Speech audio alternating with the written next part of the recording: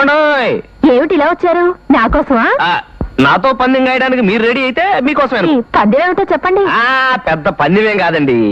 పోతే నెలకి 3 కేజీలు చొప్పున 3 నెలలు నాకు బియ్యం ఇవ్వాలి. అమ్మా, ఈసారి బియ్యాన్ని పెట్టేశారంటే టెండర్. పెడితే మాత్రం నేను ఓడిపోతానా? నువ్వు అడుగు బావా. అలా అన్నారు, బాగుంది. పని మనిషి అనేది ఏ భాషకు సంబంధించిన పదం? ఇదే మీ ప్రశ్న? అంత తేలిగ్గా తీసిపారేకు, ఇందులో ఏదో ఫిట్టింగ్ ఉంటుంది. ఏ ఫిట్టింగ్ లేదండి. పని మనిషి అంటే తెలుగు మాట. అక్కడే పప్పులో కాలేశారు.